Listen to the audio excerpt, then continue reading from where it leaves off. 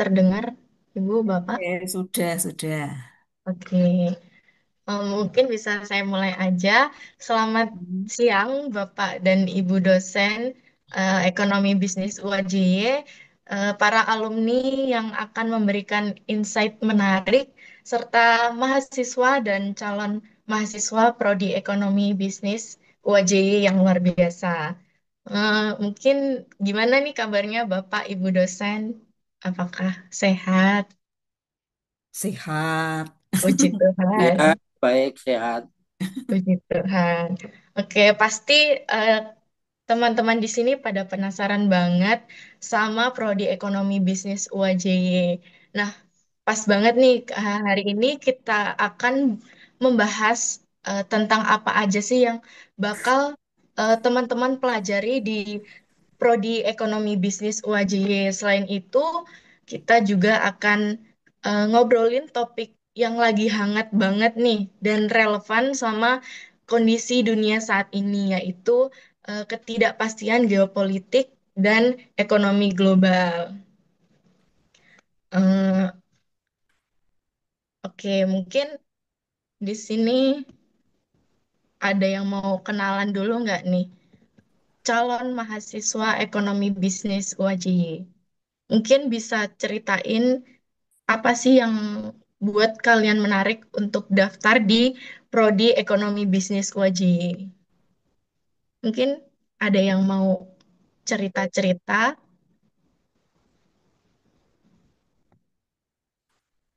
Mungkin masih malu-malu, masih belum malu-malu ya, kenal Bu. soalnya, ya. Oke, mungkin sambil kita berjalan, mungkin tujuan Zoom ini tuh kenapa sih? Jadi tujuan Zoom kali ini adalah biar teman-teman calon mahasiswa Prodi Ekonomi Bisnis UAJ itu dapat gambaran yang lebih jelas tentang apa aja sih yang bakal dipelajari nanti di Prodi Ekonomi Bisnis UAJ. Biar nanti masuk di Prodi Ekonomi Bisnis UAJ udah nggak kaget lagi gitu. Dan seperti yang sudah saya bilang di awal tadi, kita juga akan membahas ketidakpastian geopolitik dan ekonomi global. Eh, oh, mungkin saya belum memperkenalkan diri dulu. Izin memperkenalkan diri dulu. Saya Aurel, mahasiswa aktif Prodi Ekonomi Bisnis UAJY angkatan 2022 yang akan memandu jalannya acara pada hari ini. Oke, tanpa berlama-lama lagi, kita langsung masuk ke sesi yang paling ditunggu-tunggu mungkin nih, yaitu sesi sharing dan diskusi bareng narasumber dan alumni yang luar biasa. Mungkin langsung aja kita sambut Ibu Vika. Beliau adalah dosen di Prodi Ekonomi Bisnis UAJ. Halo Ibu Vika, selamat siang. Selamat siang, Mbak Aurel. Selamat siang, Bapak Ibu dan teman-teman semua. Selamat siang. Oke, Bu Vika, boleh dong perkenalan singkat dan sedikit insight dari sudut pandang akademik mengenai topik hari ini. Eh, Terima kasih, Mbak Aurel. Sebelumnya, eh, mungkin ngobrol-ngobrol singkat tentang saya. Perkenalan dulu ya, baru ngobrol kita diskusi topik, diskusi ringan topik ini ya. Perkenalkan saya Vika. Kalau untuk background education, saya S1, S2 itu ilmu ekonomi studi pembangunan. S2 saya ambil economics ya. So, waktu itu saya majoring di sambil major makro dan econometrics di The University of Sydney, Australia. Lalu untuk PhD saya kemudian ambil business analytics ya. Jadi kemudian lebih banyak ke eh, bagaimana kita menggunakan data untuk pengambilan keputusan dan bisnis yang lebih baik dalam ekonomi, keuangan, dan bisnis. Eh, untuk topik hari ini sangat menarik ya, sangat menarik sekali, dan saya looking forward untuk bisa diskusi dengan Bapak Ibu, teman-teman, alumni, dan calon mahasiswa. di Fakultas Bisnis dan Ekonomi Atmajaya, Universitas Atmajaya Yogyakarta. Mungkin sekian dulu perkenalan dari saya, Aurel. Oke, terima kasih Bu perkenalan singkatnya. Mungkin pertanyaan tadi gimana eh, sudut pandang dari Ibu Vika mengenai topik yang akan kita bahas hari ini.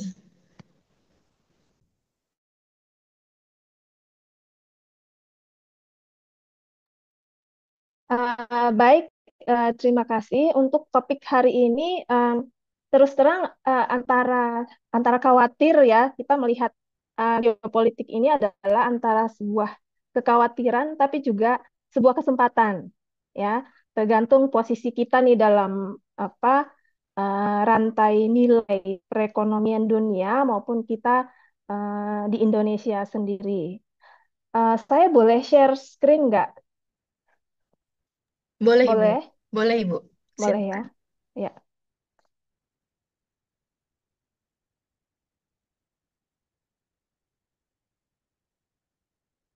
Nah, sebenarnya topik hari ini saya itu ketika eh, ketika bicara tentang topik ini, yang pertama saya muncul di kepala saya adalah ini kan geopolitik ini terutama yang sedang memanas adalah ada perang beneran, eh, ada juga perang dagang begitu ya, ada juga perebutan wilayah Laut Cina Selatan misalnya. Nah, tapi bagi saya yang langsung muncul itu adalah ini dampak perang ini ke isi dompet saya gimana nih, ya. Nah, saya melihat contohnya itu adalah dari sebuah benda yang pasti selalu ada di hampir seluruh rumah tangga di Indonesia, bahkan biasanya menjadi daftar belanja bulanan mahasiswa nih, yaitu Indomie gitu ya. Siapa yang nggak pernah atau nggak doyan makan Indomie nih, kecuali aspek kesehatan ya. Maaf. Nah, Indomie ini menarik bagi saya ya, karena selain jadi makanan pokok anak kos, saya punya cerita menarik tentang Indomie ketika saya sedang sekolah di Australia. Karena ini adalah salah satu makanan favorit mahasiswa di sana juga, bukan cuma mahasiswa Indonesia, dan merupakan salah satu misalnya kalau di penjara gitu ya, kan biasanya ada uang saku dari keluarga. Nah, Indomie ini ternyata salah satu makanan favorit di penjara di Australia, gitu. Nah, saya perhatikan waktu itu 2018-17 harga Indomie masih sekitar 2000-an. Ketika saya sekolah 2018-19, kalau saya beli satu pack Indomie, isi 5 itu 2,5 dolar, mungkin sekitar 25.000. Ya, jadi satu itu 5.000 sampai 6.000. Tetapi, nah, 5 tahun terakhir harga Indomie ini naiknya itu sampai 40%. Saya perhatikan dari 2000-an, sekarang kalau beli eceran sudah sampai bisa 3.500. Ya, nah, eh, sementara di satu sisi pendapatan ini naikannya nggak sampai sebesar sana, tapi Indomie ini naiknya sudah hampir 40% gitu ya. Jadi secara ketika membeli Indomie saya merasa kok mahal gitu. Nah, apa sih sebenarnya penyebab mahalnya Indomie ini? Nah, ternyata salah satu penyebab mahalnya Indomie ini adalah karena adanya ketegangan politik yang sedang terjadi beberapa tahun belakangan. Tapi kemudian saya mikir kok jauh banget sih ya. Misalnya perang Ukraina-Rusia kan jauh sekali ya di sana. Kok bisa sih mempengaruhi harga Indomie yang ada di warung kecil gitu, yang nggak ada hubungannya sama sekali. Nah, ini yang kemudian penting dan menarik ketika kita melihatnya dari segi belajar ilmu ekonomi ya, perambatan sebuah eh, kejadian yang entah berada di mana itu ternyata berpengaruh ke kehidupan kita sehari-hari. Kemudian saya melihat bahwa sebenarnya ternyata itu ada hubungannya dengan perang yang di Rusia dan Ukraina ya. Tahun 2021 em, kedua negara ini ternyata merupakan salah satu produk ya. Eh, nah, kedua negara ini mungkin sekitar 30% kebutuhan gandum dunia itu disuplai oleh Rusia dan Ukraina. Eh, Lalu kemudian ketika saya coba lihat nih data nih ya. Nah, tadi karena saya belajarnya business analytics, nah supaya untuk memahami apa yang terjadi, kadang kita butuh data gitu ya. Nah, belajar tentang data, mengerti data itu banyak kita pelajari di ilmu ekonomi nantinya. Nah, kalau misalnya kita lihat di sini, ini adalah negara-negara yang mengimpor eh, gandum dari Rusia dan Ukraina sebelum perang ya, sebelum perang. Perangnya kan awal 2022 kalau nggak salah. Kita lihat Indonesia, ya Indonesia itu ternyata impor sekitar di antara range-nya antara 11 sampai 40% impor kita dari kedua negara ini. Nah, sehingga em, kita salah satu importir. Nah, bagaimana apa yang terjadi di sana itu berpengaruh ke Indomie. Nah, jadi ini sebuah hal yang menarik yang eh, bagi saya penting untuk saya pahami bagaimana apa yang terjadi di ketegangan dunia itu bisa berpengaruh dalam kehidupan saya sehari-hari. Nah, ada banyak lagi beberapa hal ke depan, tapi mungkin saya sampai di sini dulu. Nanti kita bisa dengarkan dulu apa pendapat dari teman-teman yang lain atau misalnya ada pertanyaan, eh, silakan. Ya,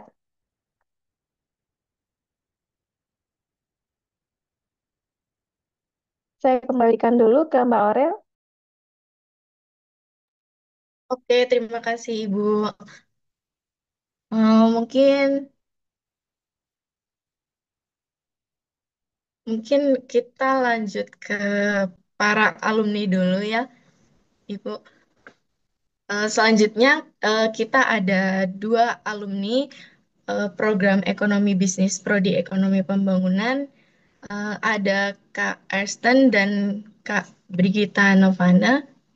Halo Kak Halo Evelyn. Aurel tuh Evelyn ya? Aurel Kak. Oh, halo Aurel. Oke, Eh, mungkin dari Kak Ersten dulu boleh kenalan singkat dong Kak.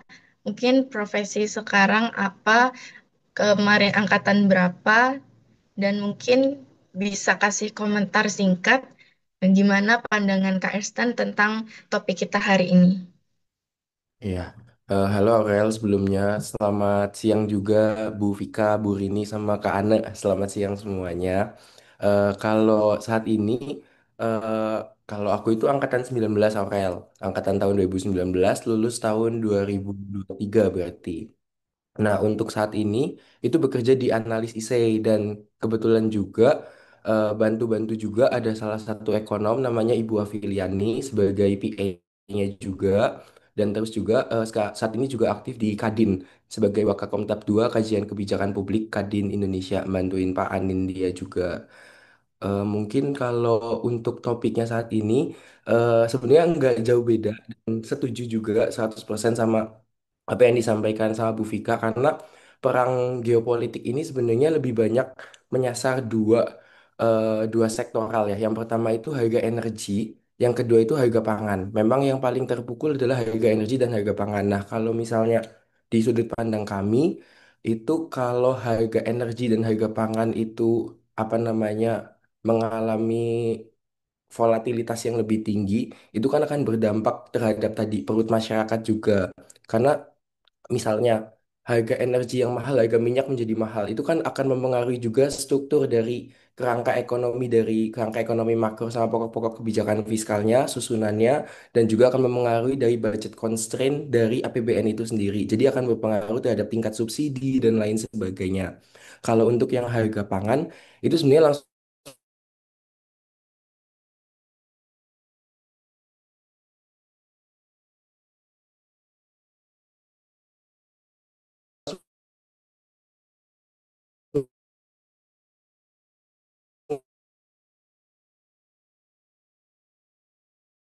dirasakan tapi nah AI ini kan kemajuannya ada di China dan juga ada di US dua-duanya.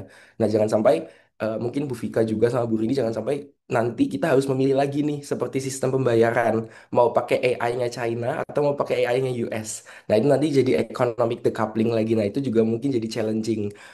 Kalau di kami kemarin udah nerbitin namanya ISEI Lead Indicators. Itu kita beri nama itu The Space Era. Perkelahian The Space Era 2.0. Kalau 1.0 itu lebih keluar angkasa. Kalau 2.0 itu menggunakan jaringan bandwidth dan lain sebagainya network yang satelit begitu. Mungkin itu aja sih Aurel. Oke, terima kasih Kak Esten. Ternyata banyak sekali dampak yang kita rasakan eh, karena Perang Dunia Ketiga ini. Nah, mungkin kita lanjut sapa Kak Brigita. Halo Kak Halo, Evelyn ya panggilannya ya. Aurel Kak. Ak- Oh, Aurel. Oke, salam Iya, kenal Aurel. Mohon izin untuk Bapak Ibu untuk mungkin perkenalan dulu kali ya sedikit. Teman-teman, perkenalkan saya Brigita Penovane, boleh dipanggil Vane. Sebenarnya ada paparan ya, ada bahan paparan juga, tapi mungkin setelah aku menanggapi ini aja nanti dan setelah teman-teman yang lain menanggapi terkait dengan konflik atau perang dagang tiga gitu ya, Bu Vika gitu. Saya terus terang tertarik banget dengan materi dari Ibu Vika tadi. Lalu saya juga mengutip dari Ibu Deputi ya, Ibu mantan Deputi Ekonomi dari Bappenas sendiri yang sekarang sudah menjadi Kepala BPS, Ibu Amalia ya, atau panggilannya Ibu Winnie gitu. Beliau berkata bahwa konflik yang berkepanjangan ini tentu saja akan membawa pengaruh ya Bapak Ibu kepada pertumbuhan ekonomi. Eh, Lebih ke menurunkan ya, mampu menurunkan pertumbuhan ekonomi dan juga di mana kita tuh kan sedang masa pemulihan pasca COVID ya gitu.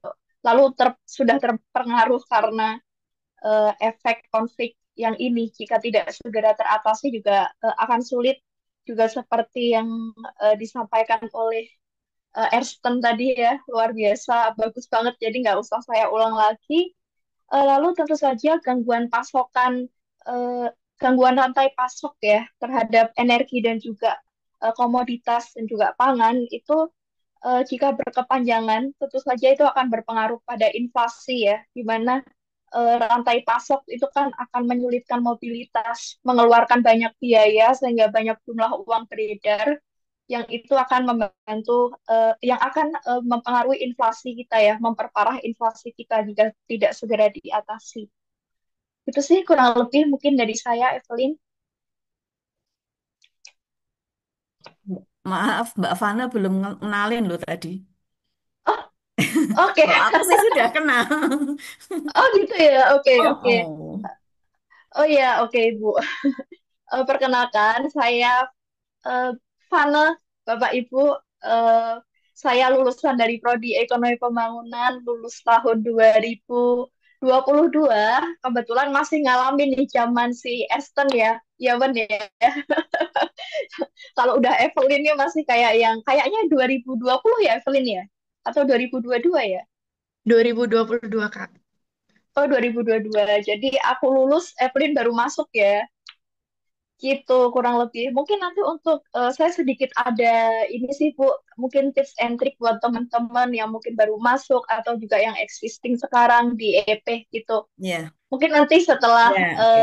apa respon dari teman-teman yang lain. Ya, Terima kasih. terima kasih. Oke, kita sudah barusan kenalan nih dengan para alumni yang sudah luar biasa banget. Ada Kak Ersten dari ISEI Indonesia dan Kak Fana dari Kementerian. Mungkin kita kembali lagi ke Ibu Vika nih. Aku mau tanya ke Ibu Vika, mungkin mewakili teman-teman yang ada di sini.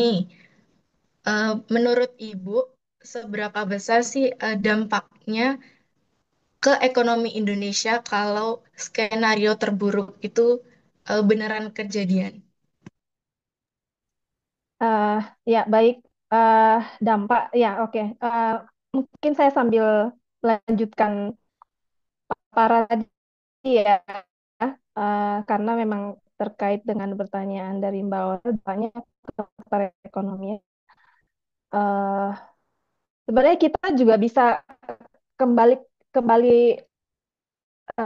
balik dulu sih ya bahwa sebenarnya memang mengapa sih hang on, sudah belum ya?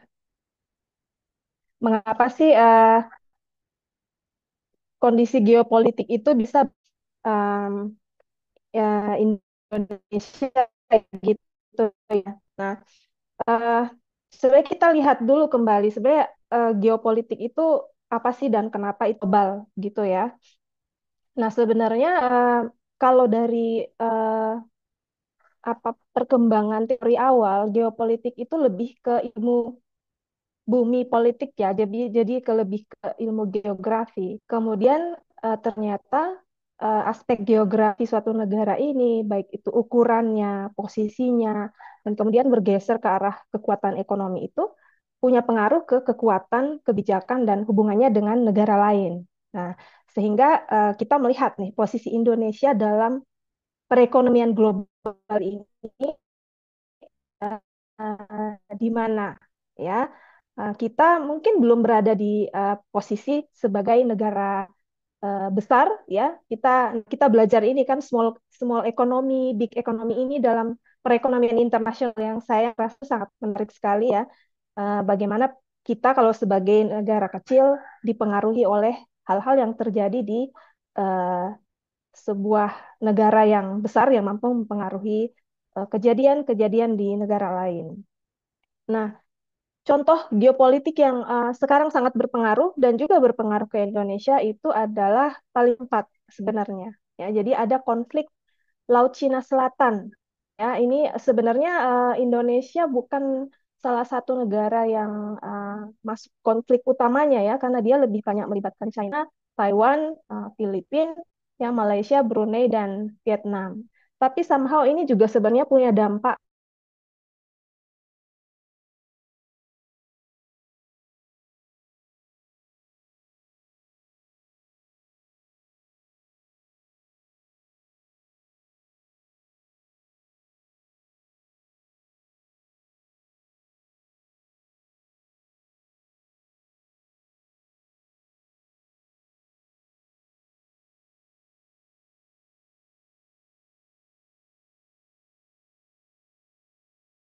lain dengan lebih murah juga, jadi punya keuntungan perdagangan ya. Nah, yang terakhir ini adalah konflik yang terjadi di Middle East ya. Nah, ini semakin meluas konfliknya.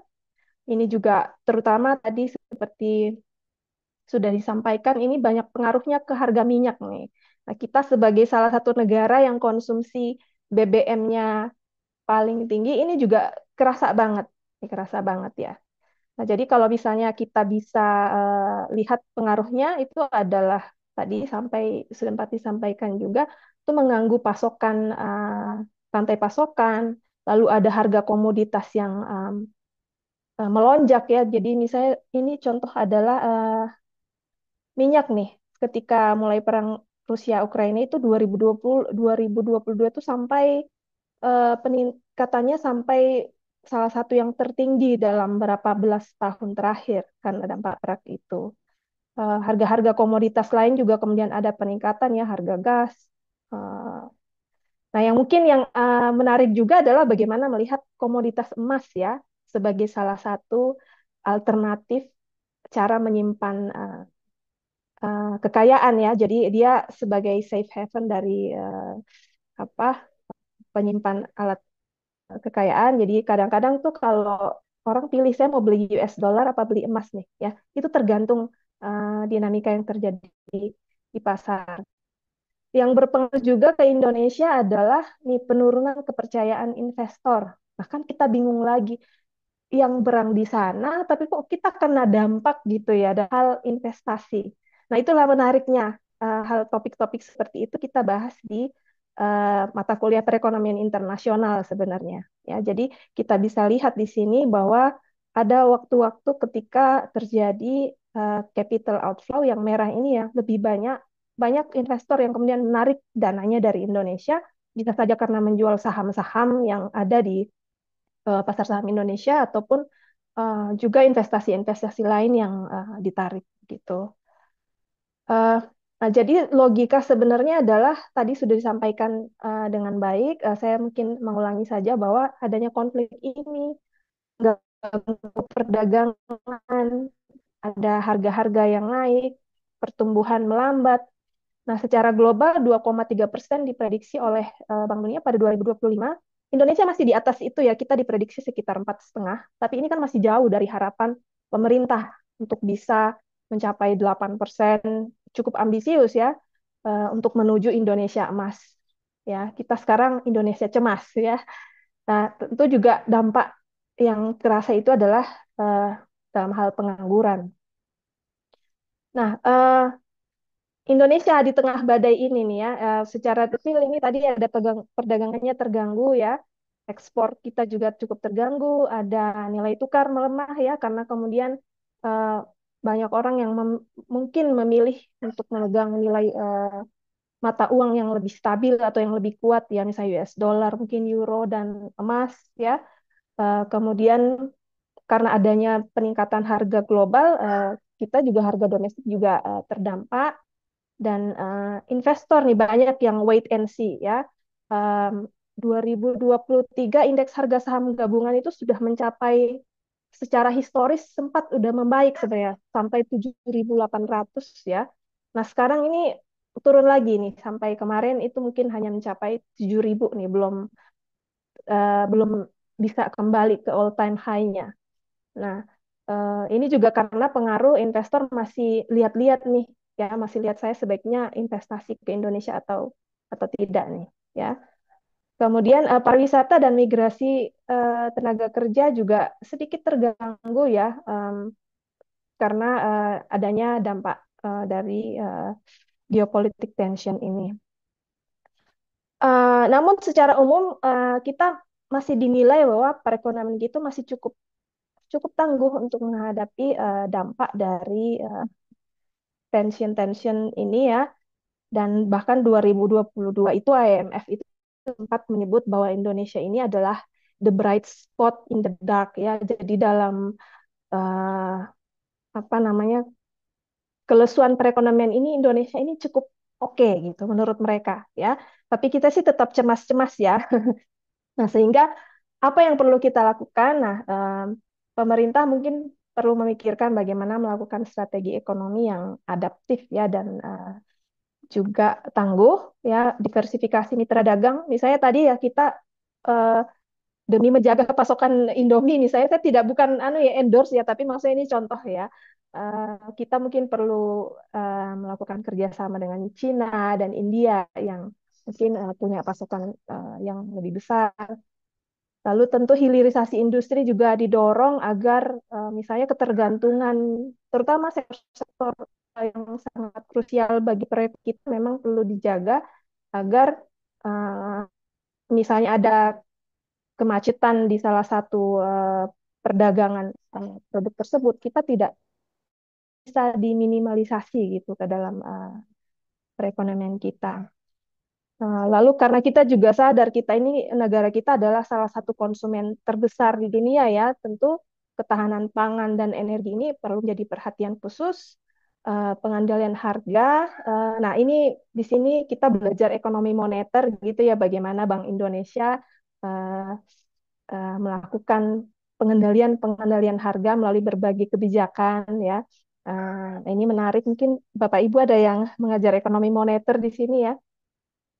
Kemudian tentu Indonesia juga harus berjalan dalam koridor bahwa Indonesia itu proses ideologi diplomasinya adalah yang bebas dan aktif ya. Dia tidak memihak tapi juga tetap harus aktif untuk melakukan proses-proses kerjasama atau rekonsiliasi, mendorong terjadinya perdamaian dunia yang lebih lebih baik.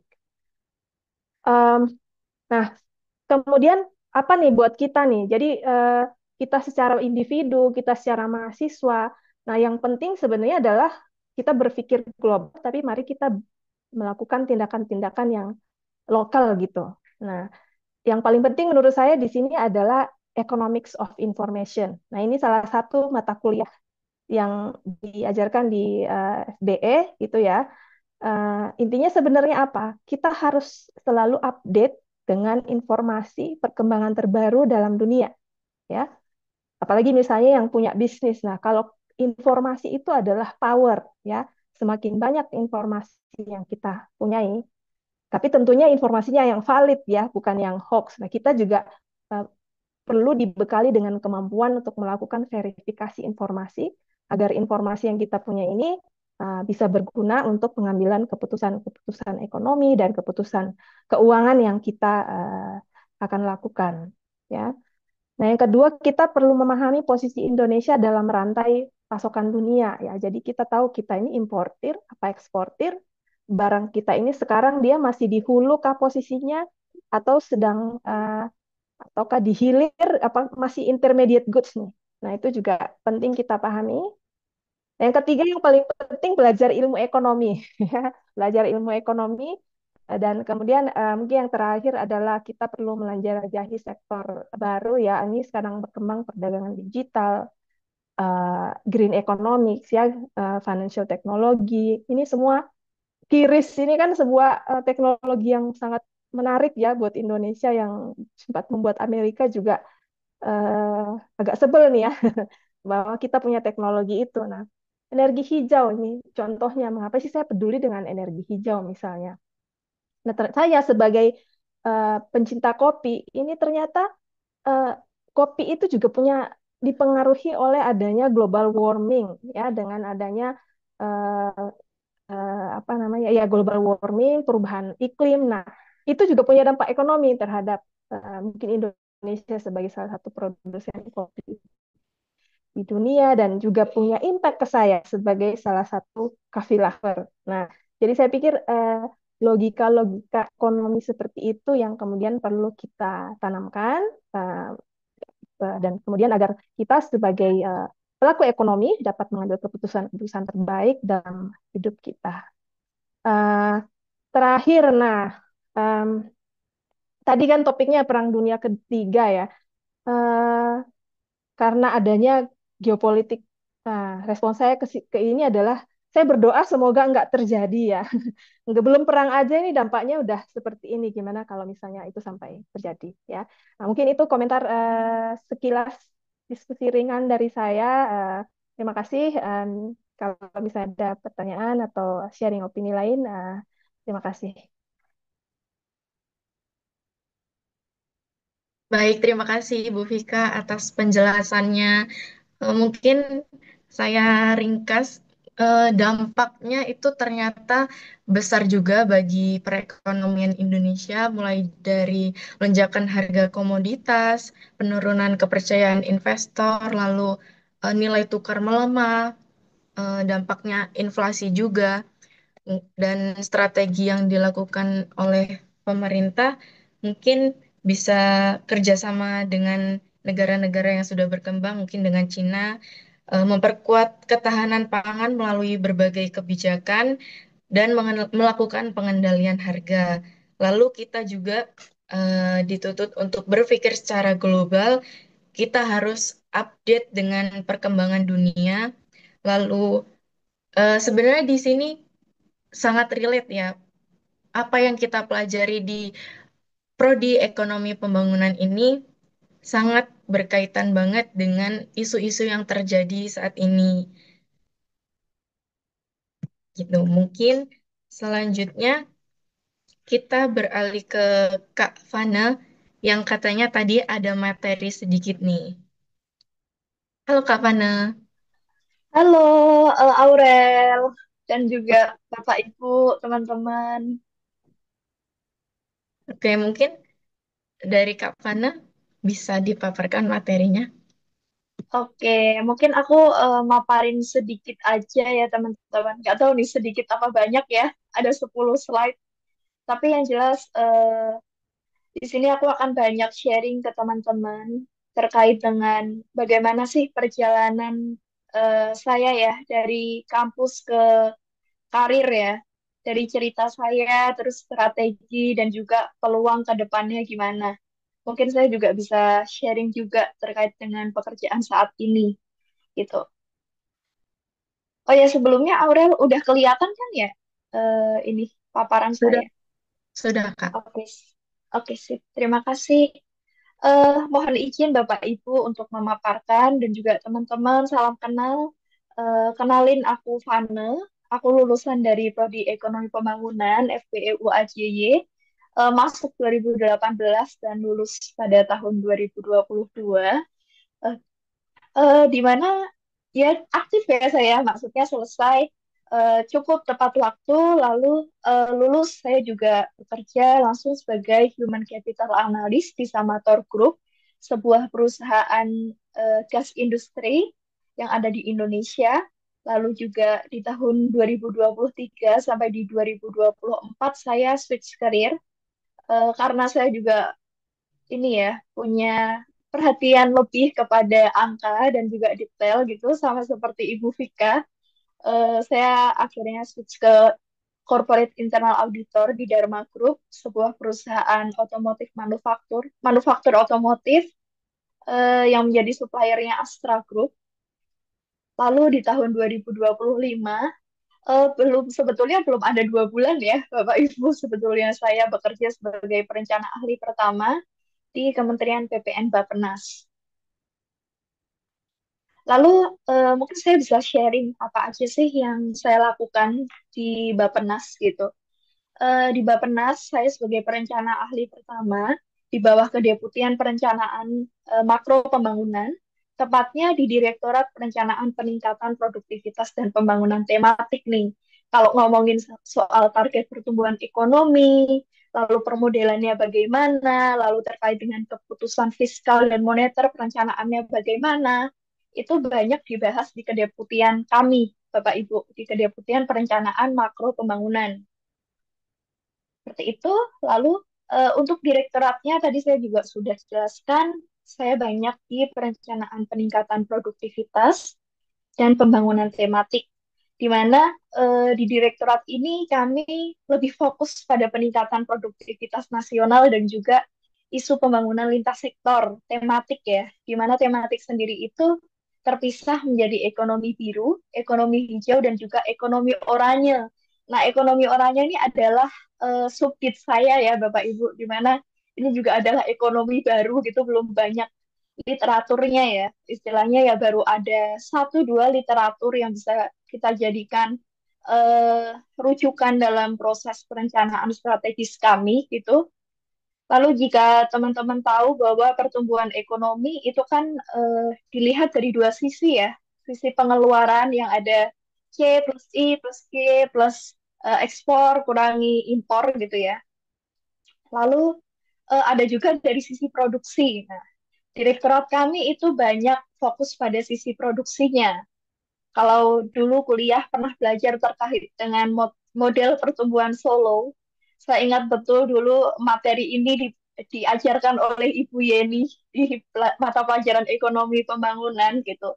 Dan nggak nyangka sekarang fokus di sini gitu, ikut fokus dalam menggerakkan TFP-nya gitu. Nah, di mana eh, pertumbuhan ekonomi ini kan kita tahu ya, Bappenas sendiri itu ada rancangan rencana pembangunan jangka panjang dan juga menengah gitu nasional, di mana di RPJPN sendiri itu pencapaian target pertumbuhan ekonomi 8% seperti yang Ibu Vika tadi bilang untuk Indonesia emas ya, harapannya seperti itu. Tim kami itu mendorong dari sisi TFP-nya, di A ini teman-teman, di mana Y sama dengan A itu adalah TFP dan juga fungsi dari capital dan juga labor. Jadi kita berfungsi, jadi tim kami itu fokus pada bagaimana sih supaya kita meningkatkan total factor productivity-nya, supaya dalam jangka panjang itu Indonesia juga bisa keluar dari middle income trap gitu istilahnya. Karena kalau kita melihat dari peningkatan input dan juga terutama dari peningkatan labor dan juga capital itu sifatnya hanya jangka pendek sampai jangka menengah gitu. Yang jangka panjang itu adalah TFP. Nah, TFP sendiri itu adalah terdiri dari elemen seperti teknologi, lalu juga inovasi, efisiensi gitu. Lalu institusi, infrastruktur yang mendukung efisiensi untuk mobilitas seperti itu. Oke, dulu waktu saya di Prodi Ekonomi Pembangunan itu saya fokus untuk belajar karena tugas dan kewajiban saya sebagai mahasiswa adalah belajar. Tapi saya mau bahwa ketika saya belajar, saya bukan hanya sekedar belajar gitu. Saya juga mau terlibat gitu untuk mendukung prodi EP ini gitu. Kalau saya dulu ikut terlibat dalam HMPSEP ya, entah sekarang apakah masih aktif ya HMPSEP-nya, Aurel? Pasti Kak, masih berjalan sampai saat ini. Oke, syukurlah kalau masih berjalan ya. Jadi dulu ini juga masih ada teman-teman EP ya yang membantu program EP bisa aktif sampai sekarang juga. Saya juga bersyukur bisa berteman sama teman-teman ini yang sudah sukses di manapun mereka berada gitu. Di 2018 sampai 2019 saya aktif menjadi anggota HMPSEP. Lalu di tahun 2020 saya menjadi ketua divisi konsentrasi studi dan juga di tahun 2020 juga saya sampai 2022 saya menjadi asisten laboratorium komputer FBEU AJY. Jadi yang tadinya kayak belajar statistik gitu, belajar statistik sama Bu Rini gitu. Nah, itu kita aplikasikan gitu menjadi asisten laboratorium dan semuanya kan juga aktif ya di laboratorium. Jadi harapannya untuk teman-teman yang baru masuk gitu, pergunakan kesempatan itu dengan baik karena itu akan dipakai sampai nanti kerja gitu. Terutama ilmu ini tuh sebetulnya baru kerasa ketika saya di Bappenas gitu. Ternyata kepake banget apa yang dipelajari di ilmu ekonomi dulu. Jadi nggak akan ada penyesalan sih kalau dari saya ya pernah belajar di prodi ekonomi pembangunan gitu. Lalu kenapa sih harus ekonomi pembangunan?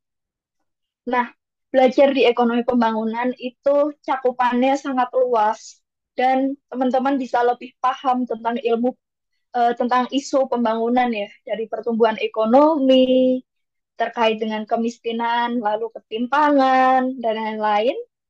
Lalu juga belajar di ekonomi pembangunan itu membuat teman-teman lebih kuat dalam analisis data dan juga statistik.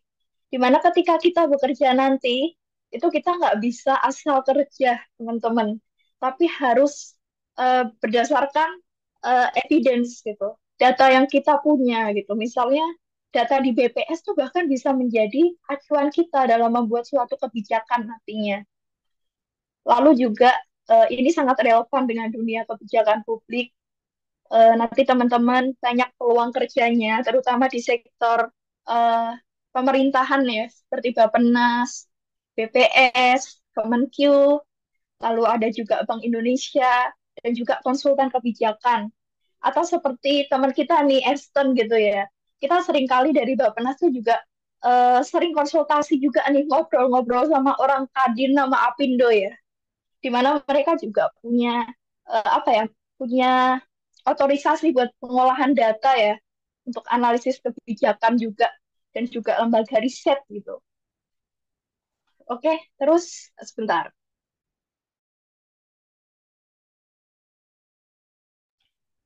Oke, lalu teman-teman dari Prodi Ekonomi Pembangunan sendiri itu bisa fleksibel dalam dunia kerja. Banyak teman saya, banyak teman-teman angkatan saya itu yang habis lulus gitu ada yang kerja di perbankan gitu, ada yang dia buka kafe gitu, bahkan lulusan prodi ekonomi pembangunan tuh bisa menjadi pengusaha gitu, bukan hanya yang lulusan manajemen gitulah ya istilahnya. Lalu juga prodi ekonomi pembangunan itu bikin kita lebih peka sama keadaan sosial dan juga misalnya nih kita lihat, oke, kita lihat nih kok ketimpangan di Indonesia nih kelihatan banget ya, yang kaya makin kaya, yang miskin makin miskin nih gitu.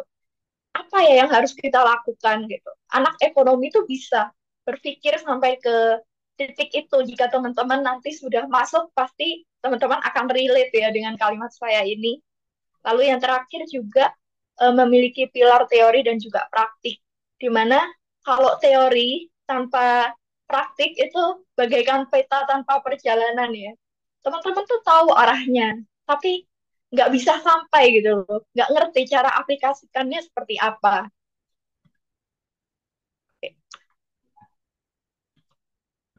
Oke.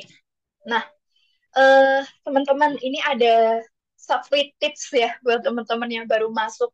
Yang harapannya waktu itu dari awal saya masuk, saya bisa tahu nih apa sih yang harus kita siapkan sebagai mahasiswa baru.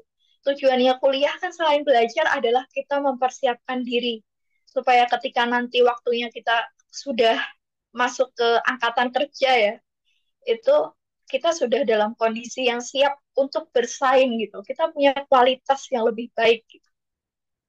Nah, yang harus disiapkan adalah yang pertama data analysis.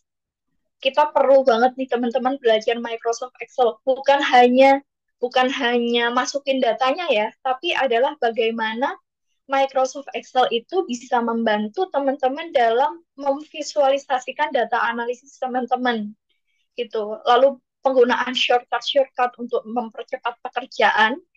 Lalu juga SPSS, IFUS, Tata itu akan teman-teman pelajari ketika nanti di laboratorium FBEU AJY. Lalu juga kemampuan bahasa asing itu sangat penting teman-teman, di mana itu digunakan untuk teman-teman bisa belajar lebih banyak gitu dari orang-orang asing gitu dan juga untuk koneksinya. Lalu ini juga penting interpersonal. Kalau orang bilang pinter aja nggak cukup gitu, itu benar banget teman-teman. Karena eh,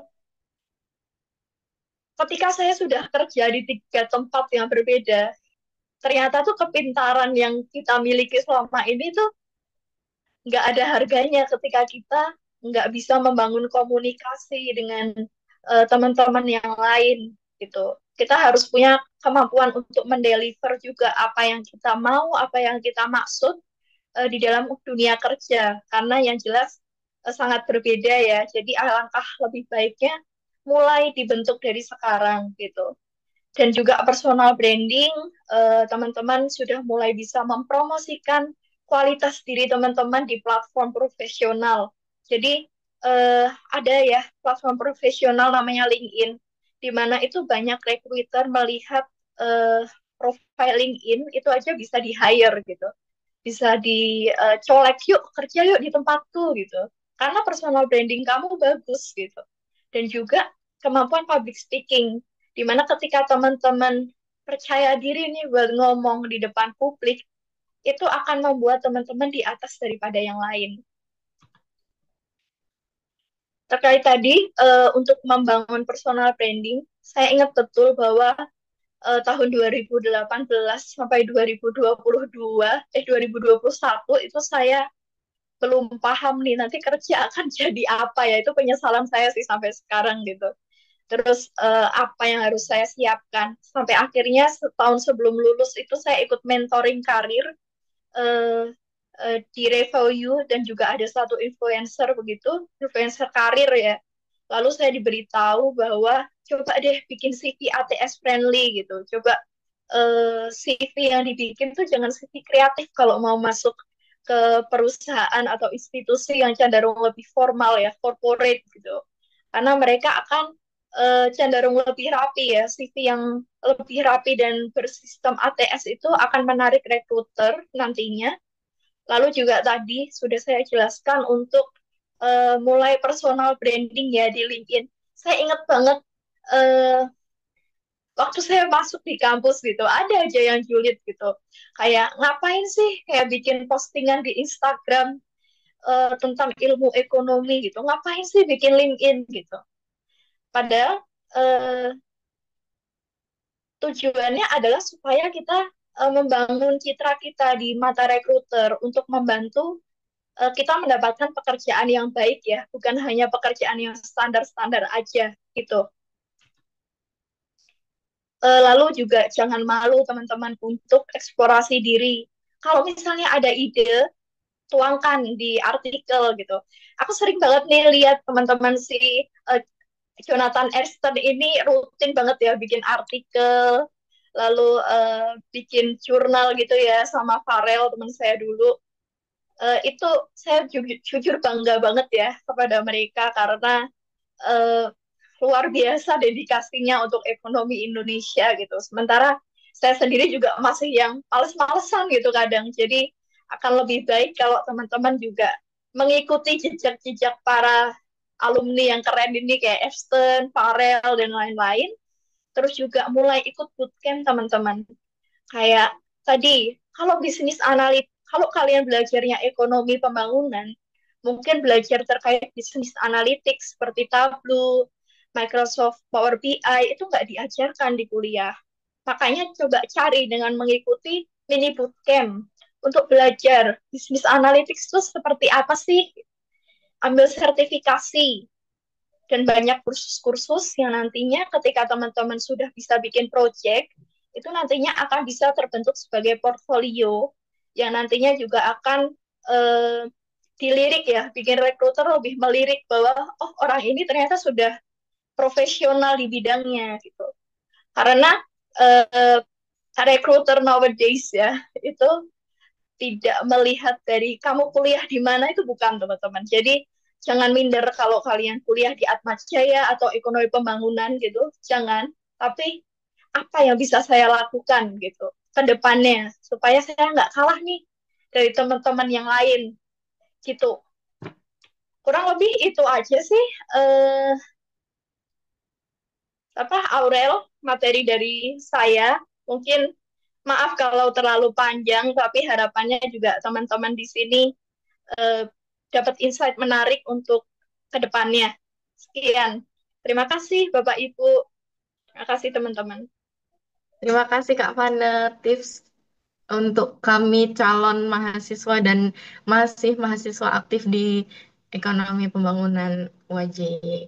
Nah, mungkin kesimpulan singkat dari Kak Fana tadi, bahkan di dunia kerja materi pertumbuhan solo itu masih dipakai ya Kak.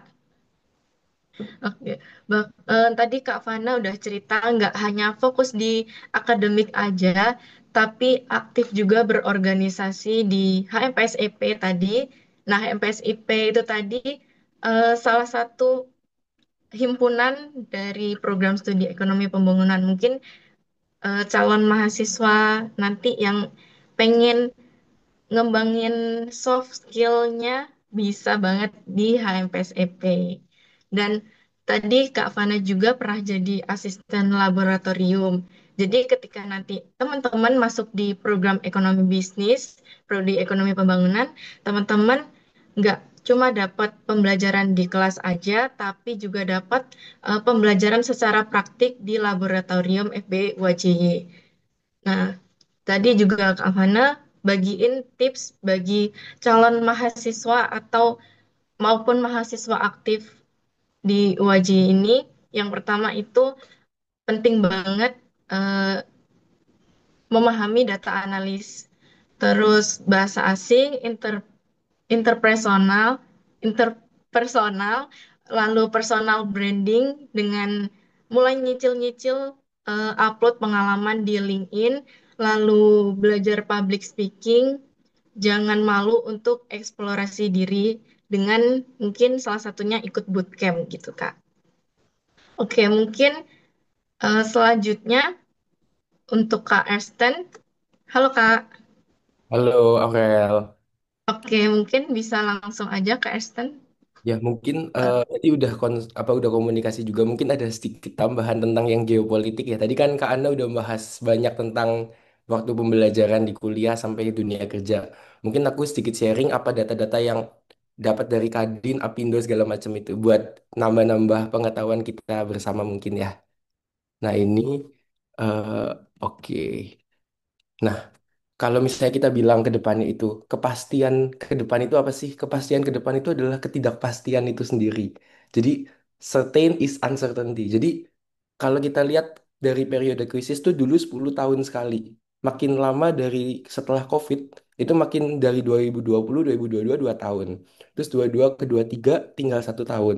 Nah, makin lama itu emang periode krisis kita itu semakin singkat periodiknya. Jadi kalau kita bilang krisis itu terjadi 10 tahun sekali, terus the Great Depression itu 100 tahun sekali, enggak juga. Sekarang udah setiap tahun pun akan ada krisis baru. Nah, bahkan tahun 2025 itu kita labelingnya itu tadinya kan the war game era. Kita ganti sekarang tagline-nya jadi the Great Tension. Karena semuanya itu punya tensinya masing-masing dan punya kepentingannya masing-masing. Nah, kalau kita lihat, ini kan sebenarnya kemarin konflik Iran sama Israel itu kan punya standing position yang beda-beda ya masing-masing negara. Kalau G7 itu lebih memihak ke Israel, quote unquote, dan sebenarnya negara-negara yang Global South itu sebenarnya lebih berpihak ke Palestina karena kan ada Dasar-Sila Bandung ya semangatnya bersama, di mana semua negara itu harus merdeka seperti itu. Nah, terus yang jadi keresahan tadi itu adalah penutupan Selat Hormuz. Kalau Selat Hormuz itu ditutup, itu 20% kargo minyak global itu langsung kolaps. Dan kenapa pertentangan tentang Selat Hormuz ini panjang dan standing posisinya China sama Rusia. Kemarin kan kalau kita lihat di BRICS itu China dan Rusia nggak datang dua-duanya secara offline, tapi datang secara virtual. Karena masih ada perbedaan kepentingan di Selat Hormuz. Kalau China itu menganggap 40% impor ke dalam negerinya itu melewati Selat Hormuz, tapi kalau Selat Hormuz ditutup, itu menguntungkan Rusia karena akan melewati jalur Laut Hitam dan Timur, begitu. Nah, ini kalau kita lihat kenaikan harga minyak sebelum juga akhirnya terkonsolidasi turun ke bawah. Kalau kita lihat juga kemarin juga ada survei ya, kalau Indonesia itu sebagai negara yang paling aman kalau ada resiko geopolitik itu betul. Karena kalau kita lihat di garis merah ini Indonesia sangat rendah resiko geopolitiknya.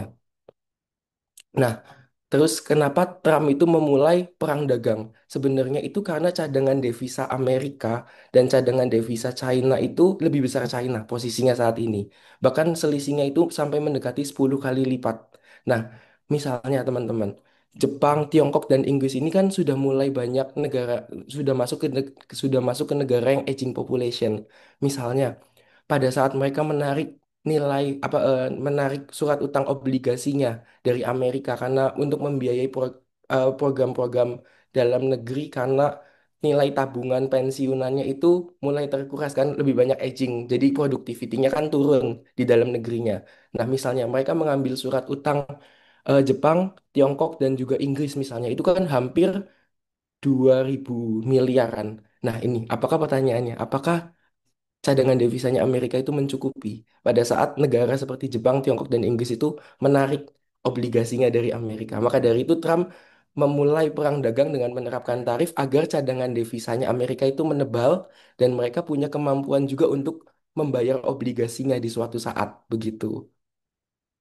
Nah, kalau kita lihat ini komoditas yang apa namanya yang bakal terkena dampak itu sebenarnya kita lebih banyak sektor TPT, tekstil, produk non tekstil, dan juga produk-produk yang sifatnya ekstraktif seperti palm oil, plywood, rubber, apa krustasea itu produk-produk perikanan itu yang bakal terdampak secara langsung saat Trump ini menerapkan tarif resiprokal. Nah, terus sebenarnya tadi udah disampaikan juga sama Bu Vika, yang paling terdampak itu sektor makanan. Resiko-resiko pangan itu lebih besar daripada yang lainnya, baik dari sisi fuel dan juga agriculture inputs product. Nah, kalau kita lihat juga trade balance-nya sebenarnya kita ini, nah ini adalah kebingungan kita. Kenapa kita itu cepat sekali negosiasi sama Amerika?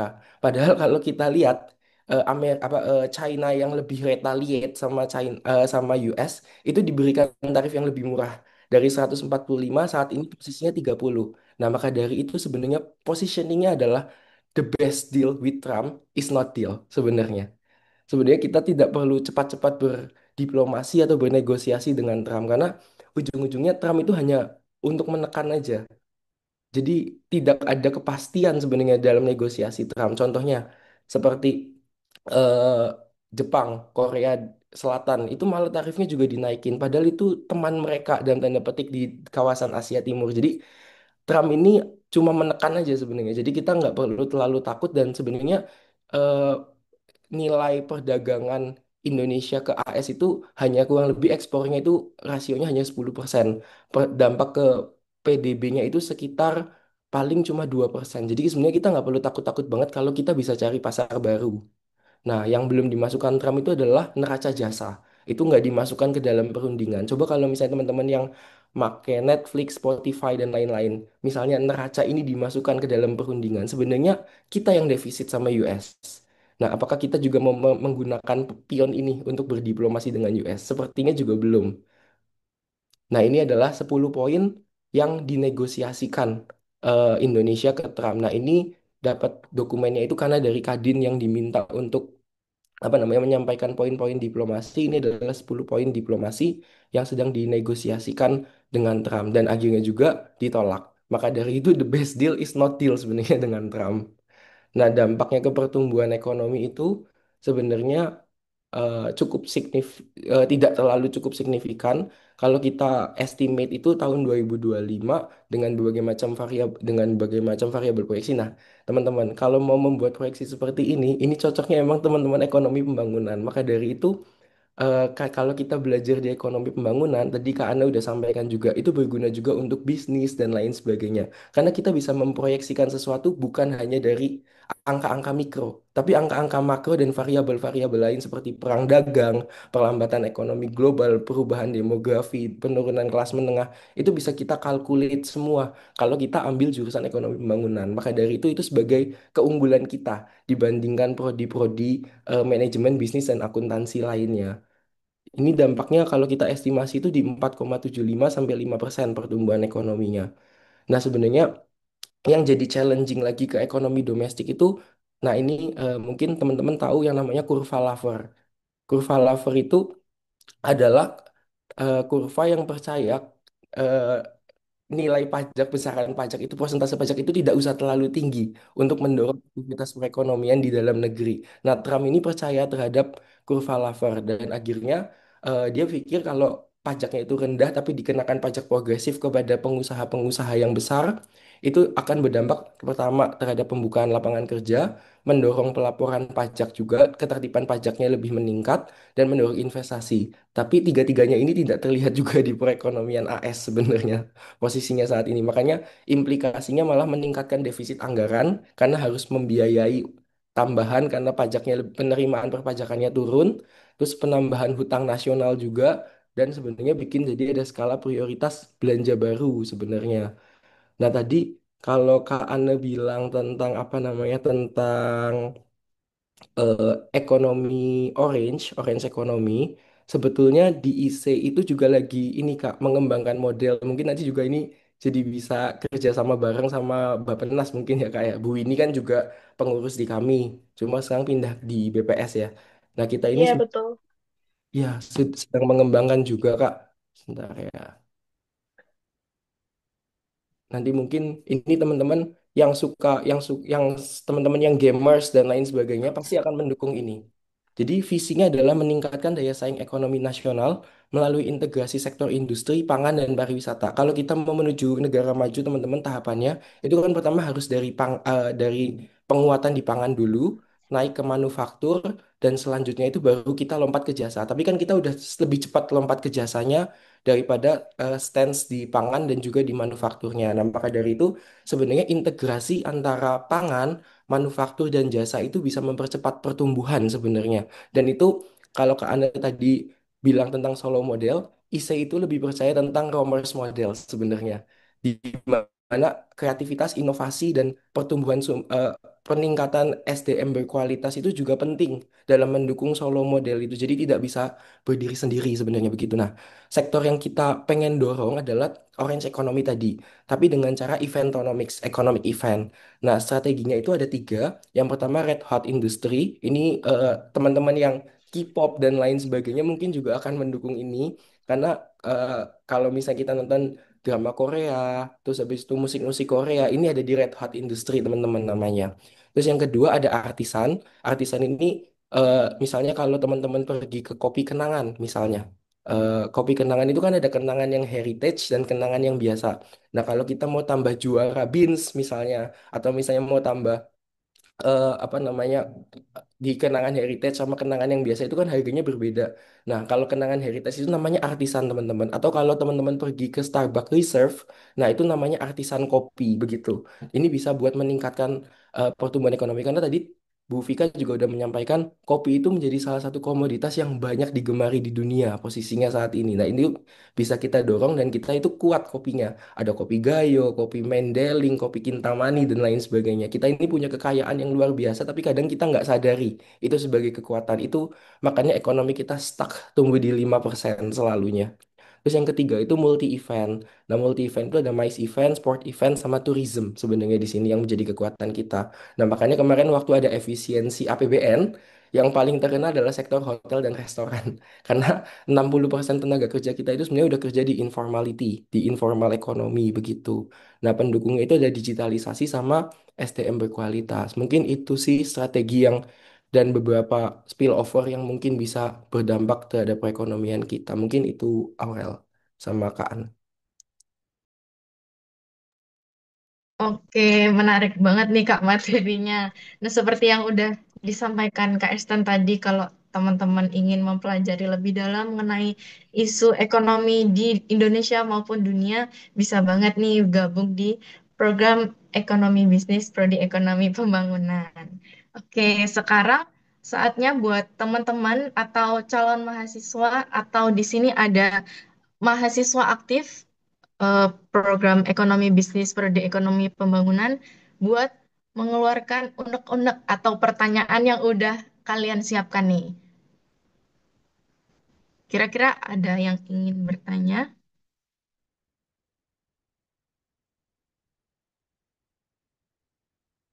Ini kayaknya ada Kena Fauzi ya. Oke, iya benar Kak. Di kolom komentar tadi pertanyaannya yang menengah dan mengalami quarter life crisis bagaimana Kak? Mungkin bisa dijawab Kak Esten. Boleh kalau kalau yang mengalami quarter life crisis, nah ini teman-teman. Sebenarnya ini jujur-jujur juga ya Bu Fika, Bu Rini. Kalau di ekonomi bangunan itu kan karena banyak hitung-hitungan juga. Jadi kadang-kadang kan kita juga merasa capek ya kadang. Apalagi kalau udah belajar ekonometri itu ya karena ya. Karena langsung senyum-senyum. Terus kalau misalnya dulu itu yang paling apa namanya? Yang paling kita bingung sebenarnya karena mungkin kita juga kurang menguasai itu mata kuliahnya pasti gitu ya Pak. Evaluasi proyek. Nah itu kita itu berat banget perhitungan IRR segala macamnya sampai akhir karena tabelnya kan cukup besar dimensinya. Tapi teman-teman percaya, eh, jadi teman-teman itu kalau saya percaya suatu quote sih teman-teman, jangan jangan berhenti saat lelah, tapi berhentilah saat selesai. Nah, jadi kalau teman-teman udah berani memulai, jangan jangan takut juga untuk mengakhiri.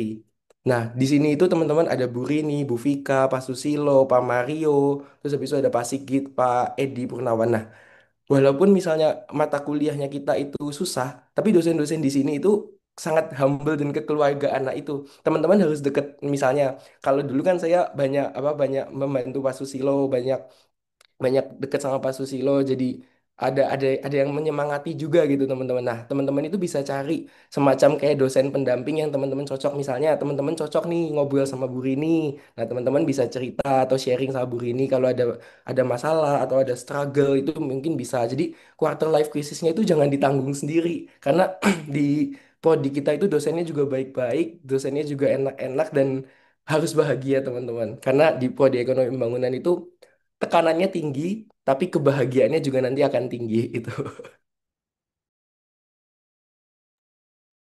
Oke, bener banget nih Kak.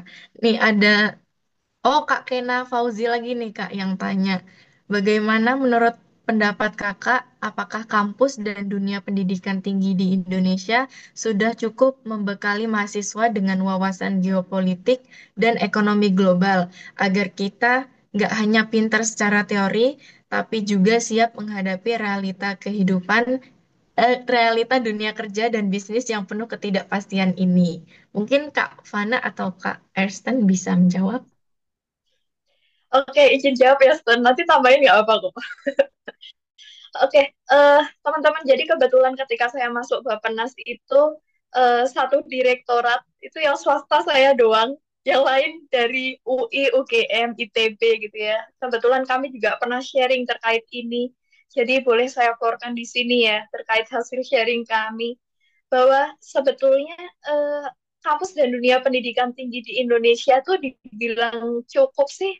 Sebetulnya dosen-dosen itu mereka pada ini kasih tahu di kelas gitu loh. Di sesi kelas tuh mereka pasti akan memberitahu, terutama di mata kuliah perekonomian Indonesia itu dosen mereka pasti akan kasih tahu nih ekonomi Indonesia 101 ya kelasnya biasanya gitu. Bahkan kami di Kementerian Bappenas sendiri, kedeputian kami itu kami setiap seminggu sekali paling enggak atau sebulan sekali itu kami ada kelas ekonomi Indonesia 101 supaya para pegawai di sini tuh juga bukan hanya bikin solusi nih, kita juga aktif apa sih yang sebenarnya harus kita kerjakan ke depannya gitu. Terus ketika saya masuk teman-teman itu saya juga sharing dengan teman-teman dan saya amazed banget ya. Bahkan di luar yang mata pelajar di luar dari yang dari prodi ekonomi itu mereka juga cukup tahu ya terkait ini, terkait dengan apa sih wawasan geopolitik dan juga ekonomi global kita gitu. Lalu teman-teman, menurut saya kampus itu sudah cukup memfasilitasi ya teman-teman, terutama di FBEU AJY, teman-teman bisa terlibat dalam laboratorium komputer ya. Itu di sana teman-teman nggak hanya teori doang, tapi teorinya benar-benar dipraktekin gitu. Kalau teman-teman nggak ngerti cara inflasi bekerja, coba masuk laboratorium FBEU AJY. Di situ mungkin teman-teman jadi lebih paham gitu. Oh, ini toh maksudnya. Karena saya semester 1 juga nggak paham tuh inflasi itu gimana sih skemanya tuh nggak ngerti. Sampai saya akhirnya masuk ke lab gitu. Terus juga kalau misalnya di Universitas Indonesia itu ada lembaga penelitian ekonomi juga, teman-teman. Jadi itu sangat memfasilitasi ya menurut saya. Gitu. Mungkin dari Kak Esther silahkan kalau ada tanggapan ya sebagai ahli kebijakan gitu. Belum lah Kak, kalau ahli masih junior juga. Nah, itu paling ini kan waktu sama Aurel, waktu kita kan di IC itu kan banyak akademisi juga, jadi banyak kenalan kampus misalnya dari UI, dari UGM, dari ITB dan lain sebagainya. Teman-teman, kalau misalnya teman-teman tahu di kampus-kampus lain itu tidak dibekali di laboratorium, tidak ada laboratorium penelitiannya. Jadi mereka itu nggak tahu gimana caranya IFIUS bekerja ya cuma hanya di kelas. Mungkin 12 atau misalnya 14 kali pertemuan itu ya udah belajar di kelas saja misalnya seperti EViews atau belajar SPSS atau belajar seperti yang evaluasi proyek yang pas Sigit itu hanya diajarkan di kelas. Nah, di UAJ itu udah ada fasilitas namanya laboratorium komputer. Bahkan kita kalau misalnya itu absensi juga ya Kak, kalau misalnya kehadirannya sekian juga nggak lulus. Nah, itu sebenarnya teman-teman itu hal-hal yang sangat bermanfaat. Bahkan di ISEI sendiri aja kemarin waktu kita coba ajak kolaborasi laboratorium dan juga FBUAJY, kampus-kampus lain itu sampai kaget. Oh, di Atma Jaya itu ada laboratorium komputer yang mengajarkan berbagai macam mata kuliah analisis gitu. Jadi mereka sampai aneh. Bahkan karena saking amaze-nya, pengurus di IC itu sampai dibukukan. Hasil dari modul-modul kegiatannya kita itu dibukukan dan kerjasama dengan UAJY. Nah, itu teman-teman. Jadi sebenarnya kalau ditanya untuk membekali, sudah terbekali atau belum, di UAJY itu sudah sangat terbekali teman-teman. Bahkan sangat baik, bahkan menurut saya itu over value lah bahasanya. Kalau pendampingannya di UAJ itu benar-benar udah bagus banget. Nah, kalau mungkin masalah geopolitik dan geoekonomi teman-teman, geopolitiknya itu kan tiap hari itu berubah ya teman-teman. Misalnya seperti tadi, Trump besok ngomong apa, hari ini ngomong apa, besoknya lagi ngomong apa, 10 hari ke depan ngomong apa. Nah, itu teman-teman. Mungkin bukan bukan nama bukan dosennya yang atau bukan dosennya atau bukan prodinya yang tidak membekali, tetapi emang situasi globalnya yang cepat berubah. Nah, makanya dari itu kita itu harus, nah tadi kalau misalnya ngelihat yang Romers model itu pentingnya inovasi dan kreativitas.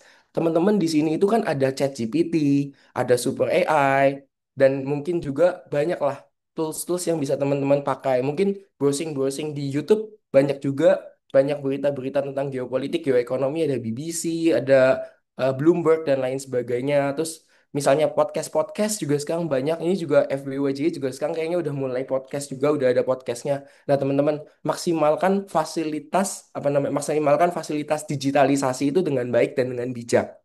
Nah, kalau misalnya teman-teman terus ya ibaratnya gini, kalau kita terus menyalahkan orang lain, maksudnya menyalahkan misalnya kok prodinya gini, kampusnya gini, kapan kita eh, menyalahkan diri sendiri juga? Kenapa ya saya nggak mau nyari informasi di sini? Kenapa ya saya harus menunggu dosen mengajar dulu baru saya mau tahu informasinya? Nah, kita itu harus jemput bola teman-teman terhadap informasi.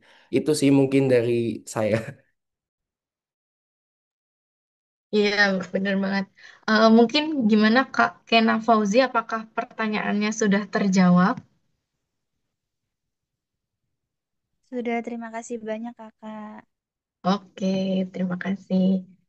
Mungkin buat teman-teman yang lain, apakah ada pertanyaan?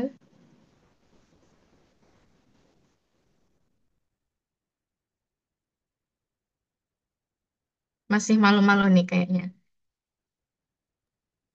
Aurel, sorry izin, aku tadi mau nanya ke Aston sih sebenarnya terkait orange economy gitu ya. Boleh Karena Kak, boleh. kebetulan, karena kebetulan supaya ini juga bisa menjadi diskusi bersama gitu.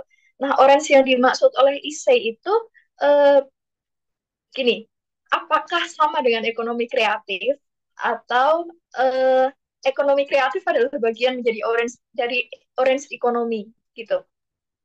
Eh, Saya kalau, tanya nggak apa-apa ya, Rel? Tidak apa-apa Kak. kalau orange economy itu kreatif masuk di dalamnya, Kak. Jadi masuk dalam pengembangannya. Salah satu strukturnya aja gitu.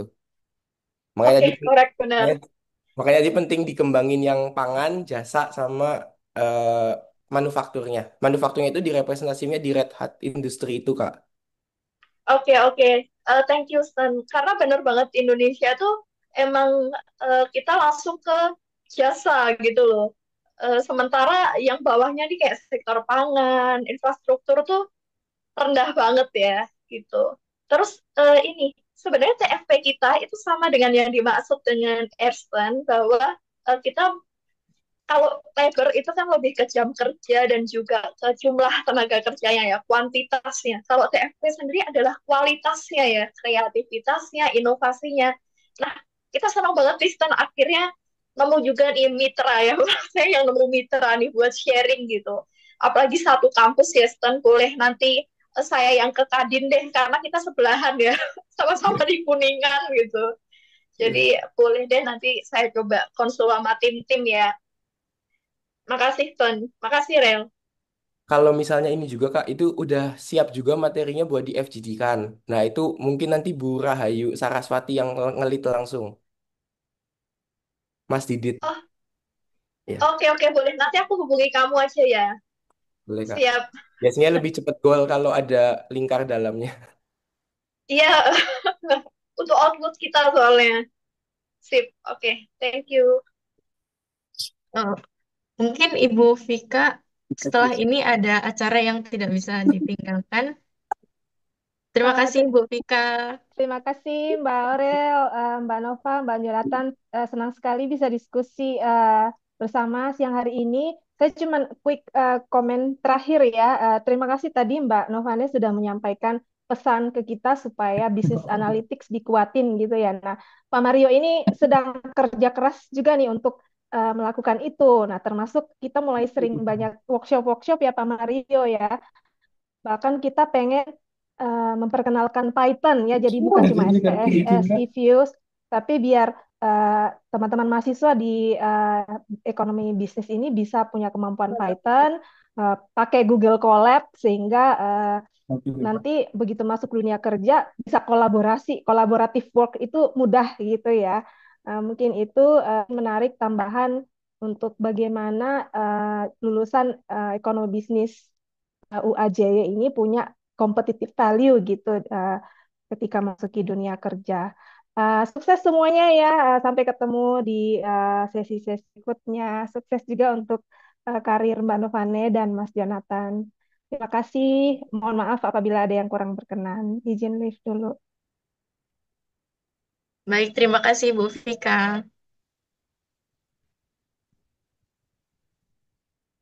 Ayo teman-teman, apakah ada yang mau bertanya lagi?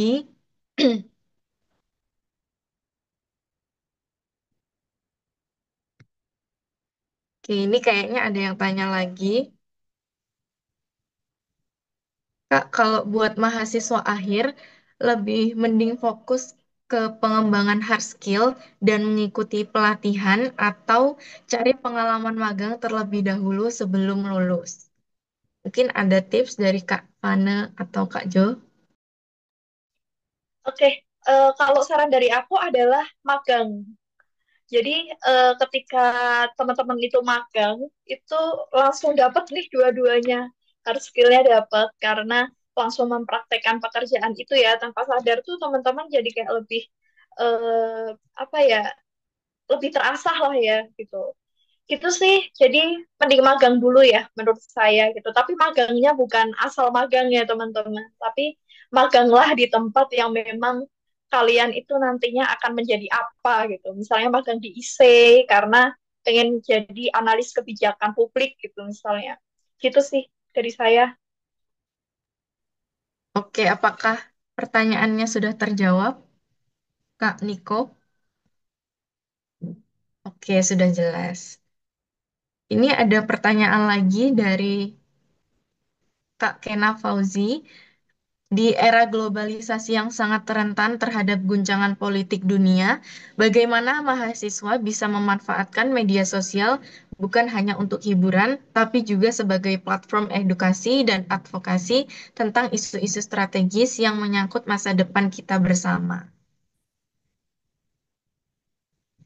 Oke, mungkin itu yang tadi eh, dijelasin juga ya Kak ya. Jadi sebenarnya kita kan punya Instagram, punya TikTok, terus habis itu juga mungkin YouTube juga itu bisa jadi platform. Nah teman-teman, FBUAJ itu juga salah satu kampus yang sudah memulai podcast, sudah memulai tapping-tapping video juga tentang perkembangan situasi ekonomi dan lain sebagainya. Nah, itu sebenarnya sudah menjadi awal yang baik. Nah, kalau dari teman-teman sendiri, kalau kita lihat ya teman-teman, itu kan sekarang banyak banget ya influencer-influencer ataupun juga vlogger-vlogger juga yang memanfaatkan apa namanya, memanfaatkan sosial media itu untuk edukasi.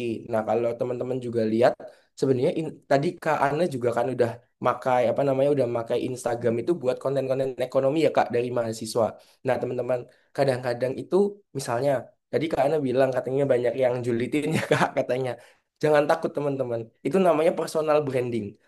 Apa misalnya ada yang bilang, ini kenapa sih harus posting-posting kayak gini gini gini gini misalnya gitu kan. Lah misalnya kan yang tahu dan mengerti kebutuhannya teman-teman mau ke arah mana kan teman-teman sendiri kan. Nah maka dari itu gunakan sosial media dengan baik juga misalnya bisa upload konten singkat untuk bikin video atau bikin tapping-tapping video tentang geopolitik atau tentang geoekonomi apa yang teman-teman tahu atau teman-teman apa namanya teman-teman pahamin. Jangan takut sama persepsi dan statement orang lain karena teman-teman itu yang memulai sendiri. Cuma mungkin sebelum bikin feeds atau mungkin sebelum bikin reels atau sebelum bikin video harus ada analisis yang mendalam tadi. Nah, makanya dari itu apa namanya berbagai analisis itu harus berbasiskan data dan fakta. Itu yang dinamain evidence base itu teman-teman. Nah, mungkin biar kita juga kelihatan yang baik juga kita itu harus selalu orang ekonomi itu harus berbicara menurut saya dua sih, berbasiskan data dan juga fakta. Biasanya begitu. Mungkin itu. Ya, apakah sudah jelas, Kak Kena?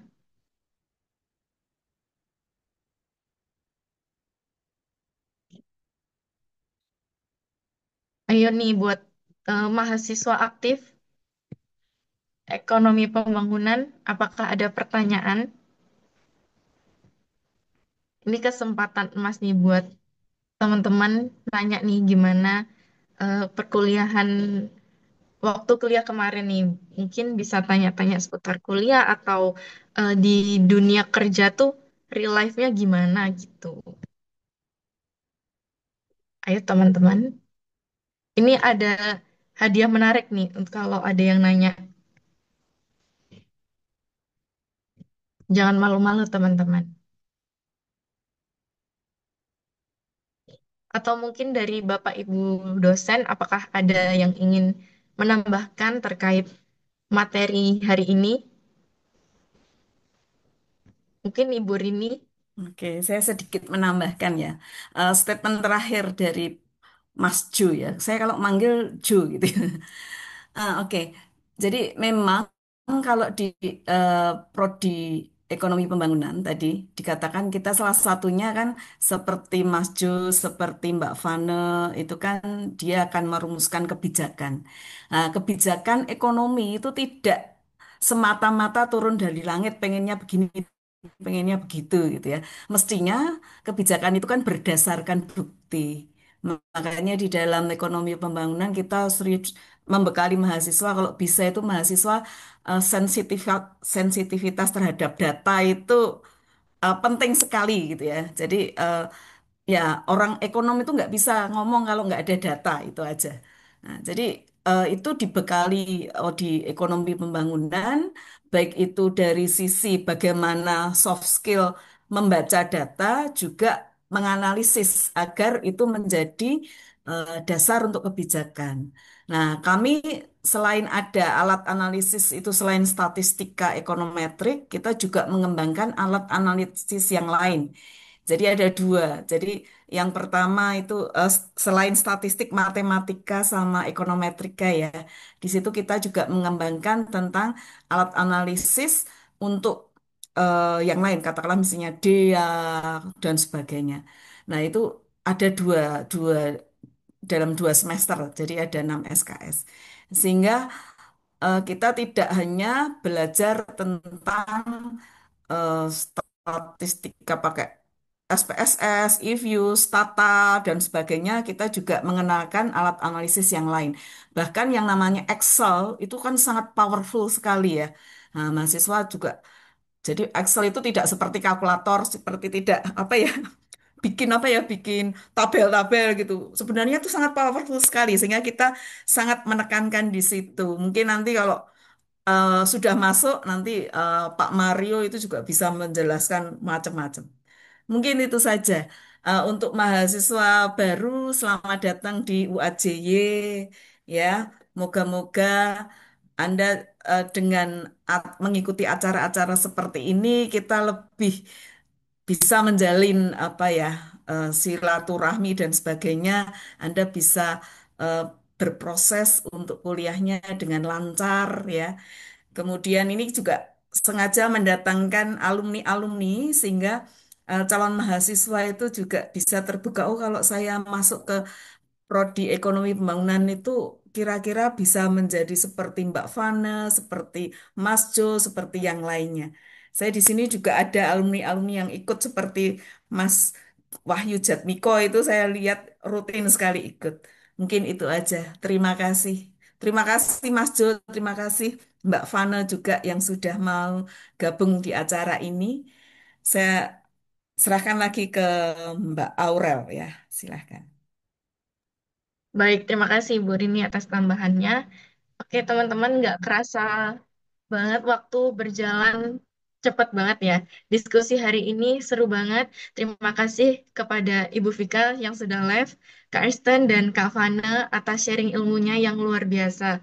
Dan terima kasih juga untuk teman-teman calon mahasiswa maupun mahasiswa aktif ekonomi bisnis UAJY yang sudah aktif bertanya juga. Sebelum acara ini berakhir, mungkin kita foto bersama dulu ya.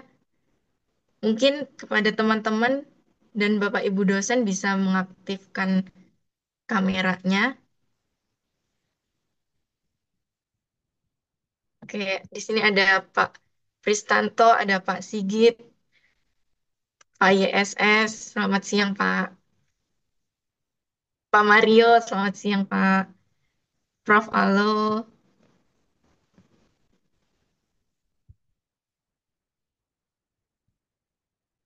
Ayo teman-teman, jangan malu-malu aktifin kameranya.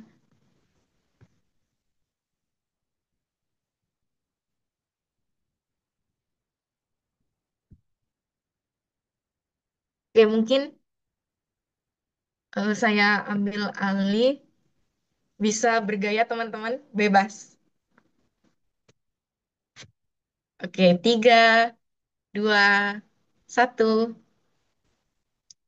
Lagi, 3, 2, 1.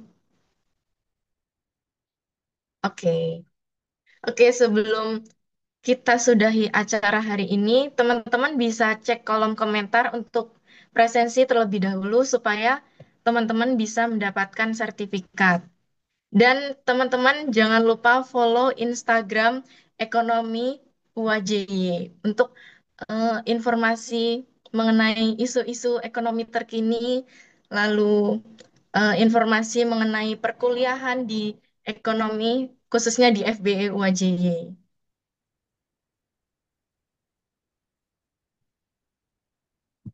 Oke, terima kasih banyak semuanya yang sudah bergabung di acara kita hari ini. Semoga apa yang kita diskusikan hari ini bisa memberikan gambaran yang jelas dan bisa memotivasi kita semua untuk lebih semangat belajar. Jangan lupa kalau ada pertanyaan lebih lanjut, jangan ragu untuk mungkin menghubungi Kak Fana, bisa follow IG-nya Kak Fana, Kak Jo, dan Prodi Ekonomi Pembangunan. Oke, mungkin saya akhiri. Selamat siang. Selamat siang. Selamat siang. Siang, Terima Mas. kasih. Selamat Terima siang, kasih. Fane, Terima Esther. kasih. Selamat siang, terima kasih. Pak Siang, Sigit, Fana. semoga sehat Ya, selalu, Pak. amin. Sehat-sehat juga semuanya. Terima kasih, Jonathan. Terima kasih, Mbak Fana. Izin live ya, teman-teman. Iya, makasih. Terima kasih.